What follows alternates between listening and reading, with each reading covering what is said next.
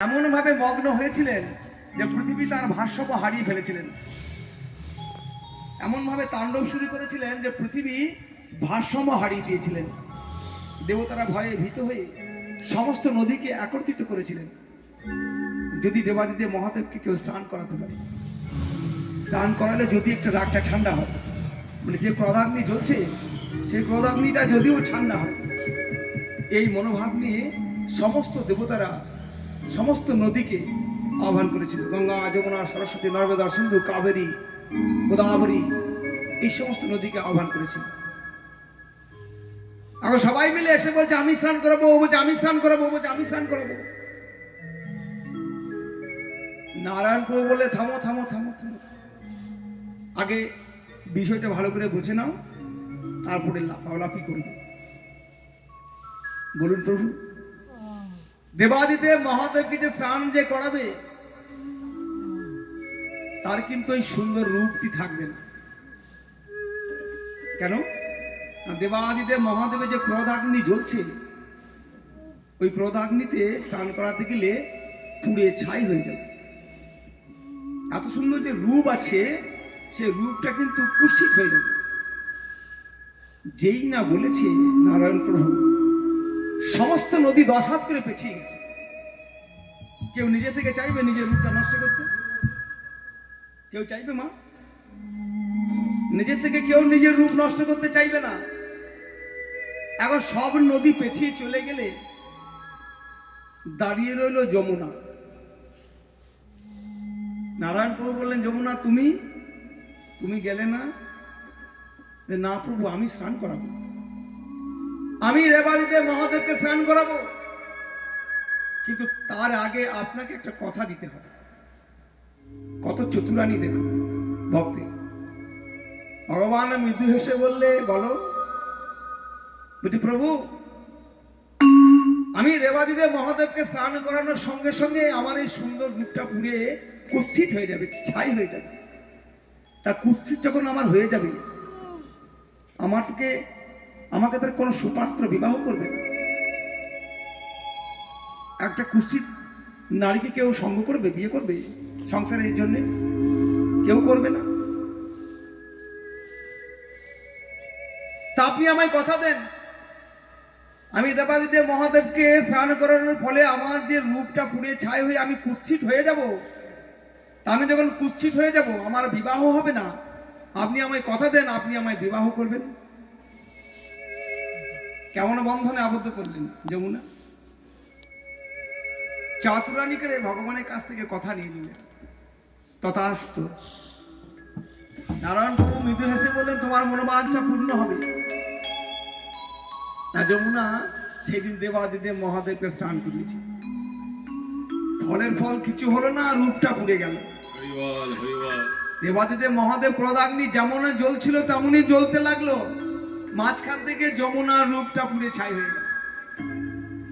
যমুনা নীল বর্ণ ছিল, একদম পুড়ে কুৎসিত কালো হয়ে গেল।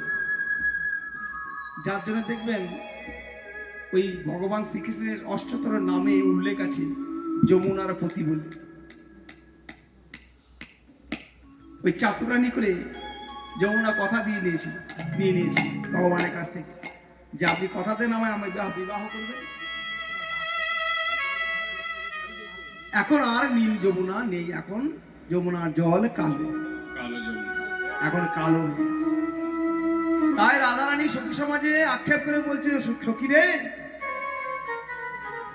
আমি আমার বধূর চরণতলে ত্রিবেণী দেখলাম, আমি ত্রিবেণী দেখিলাম, ত্রিবেণী দেখিলাম, ত্রিবেণী দেখিলাম, ত্রিবেণী দেখিলাম, আমার বধূর শ্রী চরণে ত্রিবেণী দেখিলাম, আমার বধূর শ্রী চরণে ত্রিবেণী দেখিলাম, আমার বধূর শ্রী চরণে ত্রিবেণী দেখিলাম, আমার বধূর শ্রী চরণে ত্রিবেণীর স্থান হলো, আমার বধূর শ্রী চরণে ত্রিবেণীর স্থান হলো, আমার বধূর শ্রী চরণে ত্রিবেণীর স্থান হলো, আমার বধূর শ্রী চরণে ত্রিবেণীর স্থান হলো, আমার বধূর শ্রী চরণে ত্রিবেণী দেখিলাম।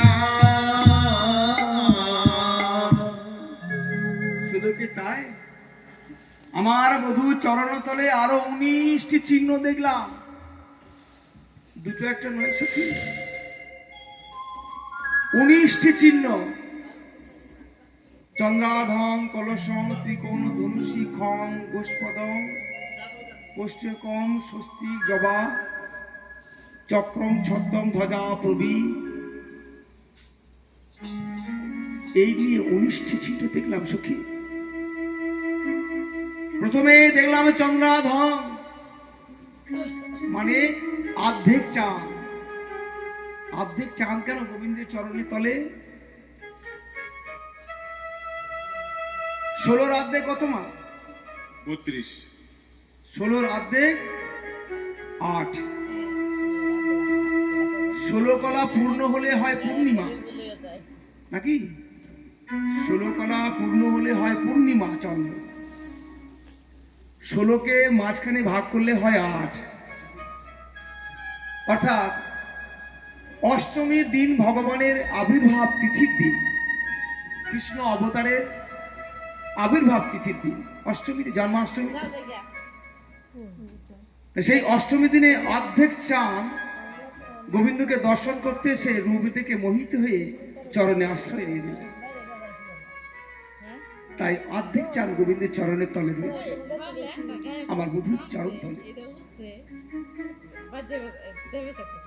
কলসি চিহ্ন দেখলাম, কলসি। কোন কলসি? সেই কলসি রয়েছে আমার বধূর চরণের তলে। হরি বল, হরি বল। আর কি দেখলাম জানিস? খং দেখলাম, খং মানে একটা গোল চিহ্ন দেখলাম, মানে পৃথিবীর স্বরূপ আমার গোবিন্দের চরণে রয়েছে। আর দেখলাম গোষ্পদ, মানে গরুর খোরের চিহ্ন রয়েছে আমার বধূর চরণের তলে।